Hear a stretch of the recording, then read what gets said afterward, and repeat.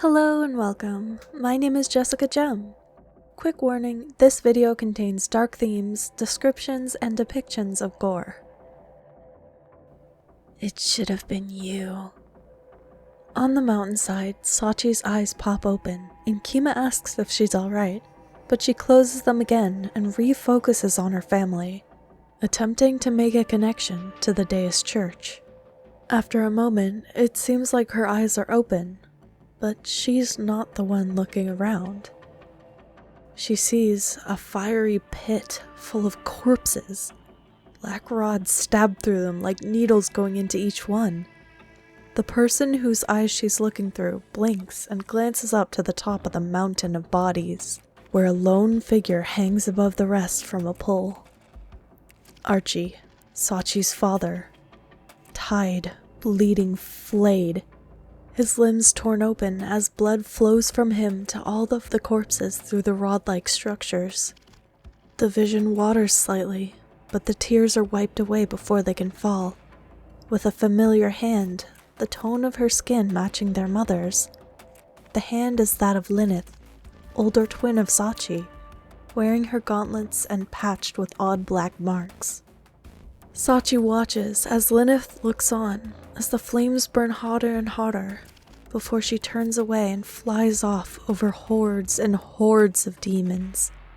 The demons are in hundreds of lines, millions long, more creatures than Sachi had ever seen in her life, and each of them moving to the corpses to eat a piece, lighting up with magic as they do so.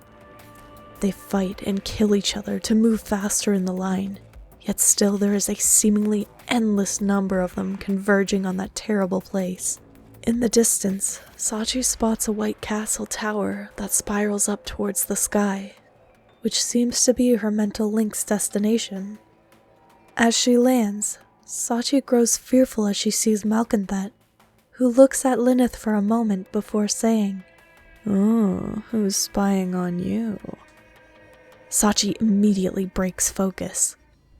Kima notices the panic on her face and instantly casts a non-detection spell to cover them. He asks what happened, but Sachi is unable to respond, breathing heavily and taking a moment to gather herself. She tells Kima what she saw. He looks horrified and a bit guilty, tries to comfort her, but she's not easily distracted.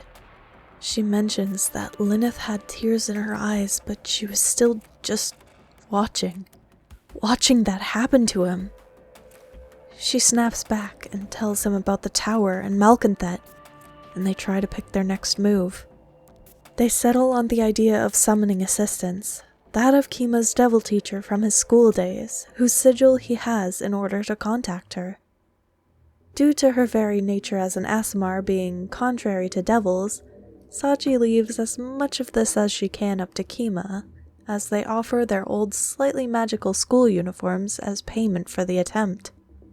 As Kima draws the sigil and places the items inside, the circle lights and a portal forms, revealing a beautiful red-skinned creature with spiked wings and piercing orange eyes. She greets Kima and looks at Sachi, slightly disgusted. The conversation commences, and Kima asks after supplies to continue their journey. The teacher seems rather unimpressed to have been called all this way for food, but she isn't one to turn down a deal, and we have things to offer. Speaking of, Kima pulls his sword off his back, not in a threatening way, and holds it out to her. The sword has a lot of sentimental value to him, as it was his last gift from Nathan, his father, and is also just a rather good sword. The devil then turns to Sachi and says that she'll take her magical item too. She's referring to an anklet that Sachi has been wearing since her school years, one that casts a constant illusion on her. Sachi messages the devil in her mind, asking if there's something other than the sword that she'll accept, hoping to keep from forcing Kima to part with such an important item. But her response is that Sachi never disguise herself with illusion magic again, since that prevents invisibility and many other useful abilities. Kima insists on not taking that from her, and sticking with his decision to give the sword. Sachi notes that both of their valuable magic items seem like a large price for the deal, but the devil retorts with, "Seems like a lot of death without it." Fair enough.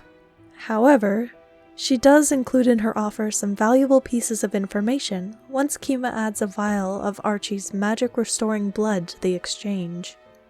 After Kima seals the deal with her, she gives us the location of 3 pieces of the sword that we've been searching for, as well as leaving us with enough rations to get back to the top of the mountain.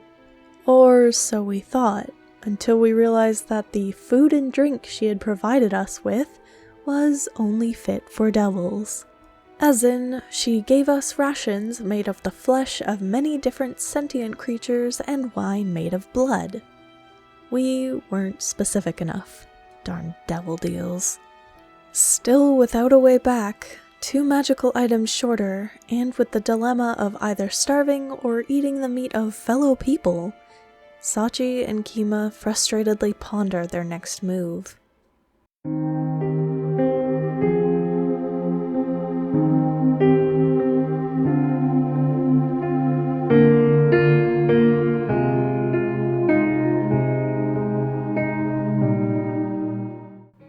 Thank you so much for watching. I hope this was at least bearably dark. If you enjoyed this video, please grant me a like, and if you'd like to see more of my art, subscribe to join me. That's all for now, so farewell, and have a wonderful day. Don't deal with devils.